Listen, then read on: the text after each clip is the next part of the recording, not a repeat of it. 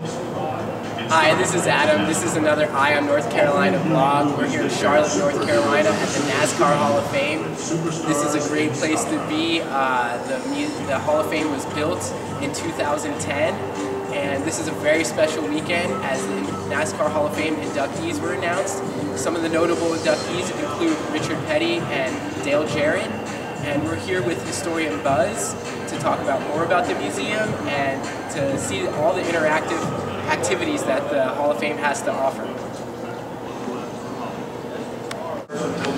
We're here with Buz, the historian of the NASCAR Hall of Fame, and he's going to tell us all the details and history of this amazing place. Hello there. Hey, nice to meet you. Nice meeting you. It's a pleasure. Thank you. We're standing in the Great Hall. It's kind of like the Times Square of the Hall of Fame. We have the fan billboard, as you can hear in the background there. And we have this the compass lines here that radiate from the center of the NASCAR universe right here out to current and historic racetracks all over the nation with the distance from that spot. So we have racetracks in all corners of the country. We also change out exhibits in this part of the hall twice a year in conjunction with the races at Charlotte Motor Speedway. So when we have the race fans come back into town for the races, they have a reason to come back to the hall. The exhibit that we have now is called Lights, Camera, Action, and it's the history of NASCAR and its connection to Hollywood. Doc Hudson and Ernie the Love Bug, and we have one of the Tom Cruise cars here from the days of Thunder. So it has a very long history with NASCAR in Hollywood, dating back to the late 1950s. Right, and that definitely made NASCAR even more notable and popular. Indeed, yeah. Being in Hollywood movies. Sure, and like recently, with Talladega Nights, and Will Ferrell, he appeals to a broad audience. So that was a great showcase for NASCAR. Yeah. Okay, well, we're here at Glory Road, and that's one of our major exhibits here in the Hall of Fame. We start with a ramp that has 0 degrees of banking right here. And it gradually winds its way up around the corner here to the second floor, and it ends at 33 degrees. Now that replicates every turn in NASCAR as far as degrees of banking. And we have 18 historically significant race cars here that cover the 6 generations of NASCAR race car. And we just unveiled this new exhibit about 2 weeks ago, and we're pretty excited about it. It was the first time we changed the cars out in about 4 years. This Hudson Hornet here, it's actually a replica, but the Hudson Motor Company was the first auto manufacturer to realize that NASCAR was a great way to sell cars. If their cars won a race on Sunday, they sold a bunch of cars on Monday. But if you notice inside the car, you'll see that there's no roll bars. Back when this car was racing, it was considered illegal to have roll bars in your car because the NASCAR race cars had to be 100% stock right off the showroom. And to modify them in any way would be against the rules. And it was thought that roll bars stiffened the suspension of the car and therefore gave it a handling advantage. So NASCAR didn't mandate roll bars until about 1954. And who drove this car? All right, this car was driven by Marshall Teague. Marshall Teague was a guy that grew up in Daytona Beach, and when he was a kid, he worked in Bill France's gas station on Main Street in Daytona. Bill France was the fellow who founded NASCAR in 1947. Marshall became a really, really good race car driver, but he started out in NASCAR. He helped form NASCAR, and he was the first treasurer of NASCAR. But then early on, he wanted to drive the Indy 500, so he left NASCAR for the AAA circuit. And Marshall Teague was the fellow who got Hudson Motor Company involved in the sport. And how did he get his backing? I mean, he was a treasurer, but what sponsors did he have? Yeah, well, he was the treasurer. What NASCAR did when it was formed is they brought the people that formed the sport, which really was drivers, mechanics, car owners. They were the officers of the corporation. Marshall started racing the old pre-war coupes right after World War II, so he had a lot of experience by the time NASCAR was formed. And he was a very honest guy. So they said, well, we'll just let him be the treasurer. So he was pretty much self-backed. But some of his early sponsors were right here on the window here. You see Grant Piston Rings. Well, they would sponsor him. And then, of course, the factory gave him the cars. He was the first driver to get cars from the factory. He didn't have to buy his own race cars. And then he would rebuild them. And then he was also the fellow who brought Pure Oil into the sport, and Pure became the official gasoline of NASCAR from 1951 to, I don't know, it must have been around somewhere around 2003. Wow. It was Pure, Unical, Union 76. So he was really a pioneer, and he doesn't get a lot of credit because he wasn't in NASCAR that long. He had moved on to the open wheel cars. Wow. And I had a big question. How long did it take to make the ramp? This is incredible. This is awesome. I mean, yeah, it took a while, and we were lucky from the time we broke ground until we actually opened. It was a little over 3 years, so it was a monumental task to put this whole thing together. I believe it started in 2006? 2007. Yeah. 2007. In January of 2007, it was a day much like this. Yeah. Everybody froze to death. Yes. But yeah, this is all concrete, and it was quite a monumental task to get all the engineering just right. Bet. Now, we have two experiences that you could walk out onto the road, one at 14 degrees of banking, and then another one around the corner at 33 degrees. That is an adventure. I bet. Do you want to intro? So we're here right in front of Dale Earnhardt's car, and definitely a NASCAR icon. And give us the history behind this car and how Dale Earnhardt loved his vehicle. Yes, he certainly did. And he didn't actually own his own cars. Richard Childress owned the cars. He did have his own race team, but other people drove his cars. But this was a 1989 Lumina, and NASCAR was using the old Monte Carlos, like that number 11. And they were kind of big, but in mid-89, they went ahead and downsized a little bit to Lumina. And this was one of the first Luminas ever built. And Earnhardt won several of his championships driving a Chevrolet Lumina. He was almost exclusively the Chevrolet during his career.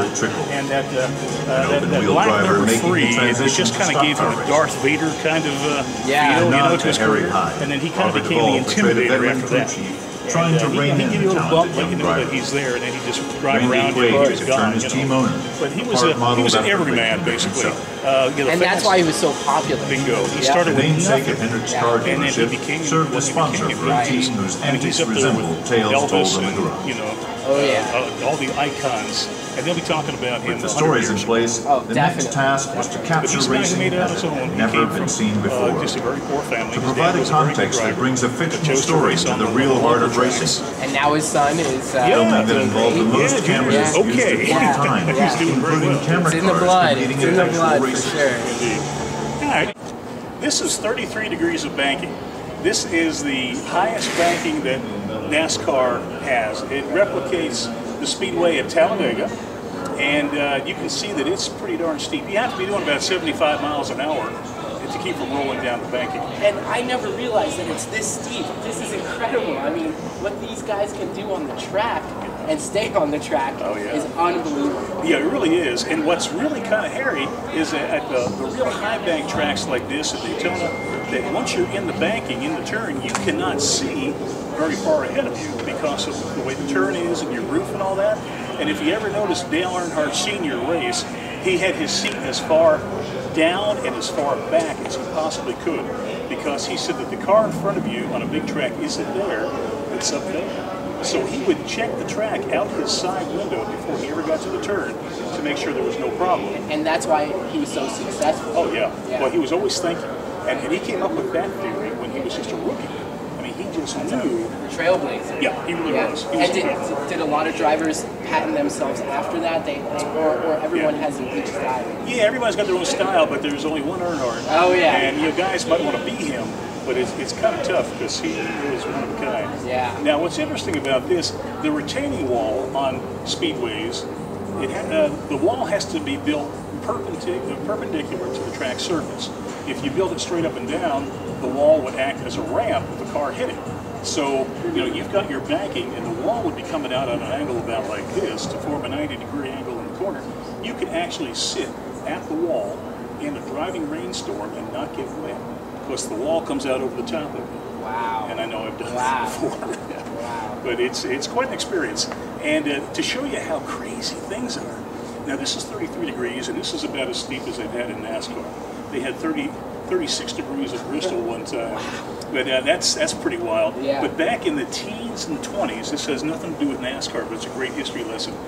They had board speedways that the Indianapolis cars and the motorcycles raced on back through the teens, 1920s. There was about maybe 24 of them all over the country, and they were like bicycle racing tracks, like big velodromes.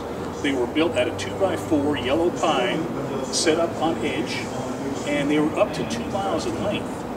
And they That's pretty long. Yeah, yeah. It's made out of wood. Yeah. And it was millions of board feet, and some of the banking went up as high as 55 degrees. Wow. Now this is only 33. Wow. This is 55 degrees, and what was really crazy is that during the race, big chunks of the track would fall out, and kids used to climb up into the banking and stick their heads in through the holes and watch the cars go by.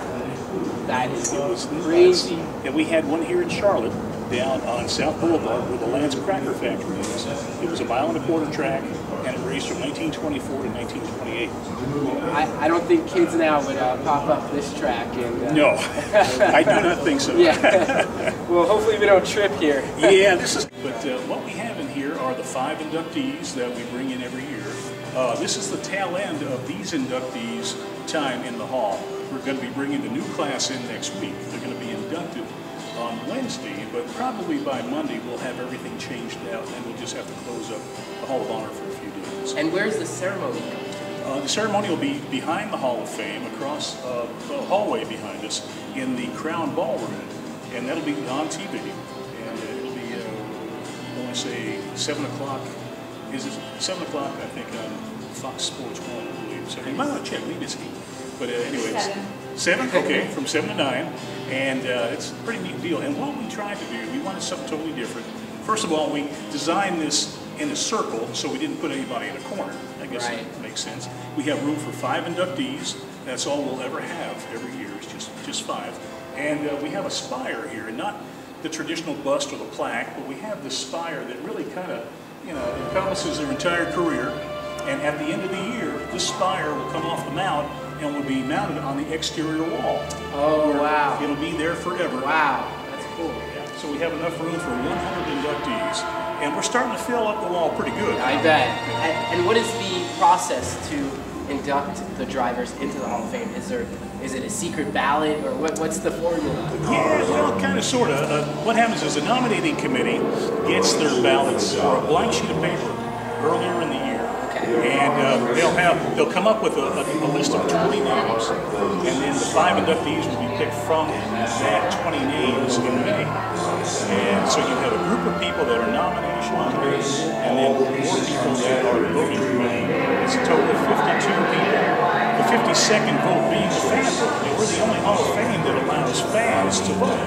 And whichever driver gets the most votes gets the next vote. Right.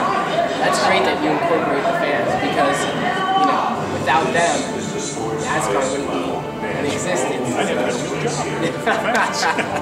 So let's go have some fun. Cool. One stumble, and in the blink of an eye, the would-be winner is left on the side of the road.